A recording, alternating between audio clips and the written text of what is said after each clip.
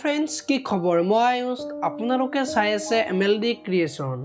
ৰং চেনেলত সম্প্ৰচাৰিত হৈ থকা জীৱন নদীৰ ঢৌ ধাৰাবাহিকখনৰ আজিৰ খণ্ডটো চাবলৈ বহুত বেছি ভাল লাগিব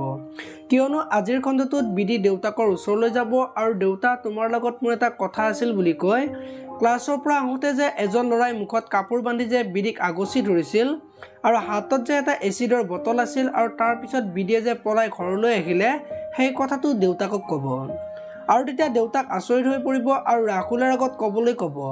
আৰু তেতিয়া বিধিয়ে ৰাহুলে মাৰপিট কৰিব বুলি ৰাহুলক ক'বলৈ মানা কৰিব এতিয়া বাৰু দেউতাকে ৰাহুলক কিবা ক'বনে দেখিবলৈ পাব আজিৰ খণ্ডটোত ইফালে আকৌ ৰাহুল দেউতাকৰ ওচৰত যাব আৰু ৰাহুল সংগঠনত থকাটো কিয় নিবিচাৰে সেই কথাটো সুধিব আৰু যদি মানুহে মানুহক সহায় নকৰে তেতিয়াহ'লে কোনে কৰিব বুলি দেউতাকক ক'ব আৰু বেলেগৰ কাৰণে সহায় কৰিবলৈ গৈ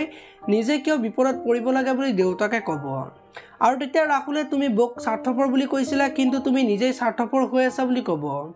আৰু তেতিয়া দেউতাকে যদি স্বাৰ্থপৰ হৈছোঁ তেতিয়াহ'লে হৈছোঁ দে বুলি কোৱা দেখিবলৈ পাব আনফালে বদ্ৰী আৰু বাপুদাই অনু চেন্নাইলৈ যোৱা কথাটো আলোচনা কৰি থাকিব আৰু অনুৱে যে ইমান দিনে বেমাৰটো ভালেই পোৱা নাই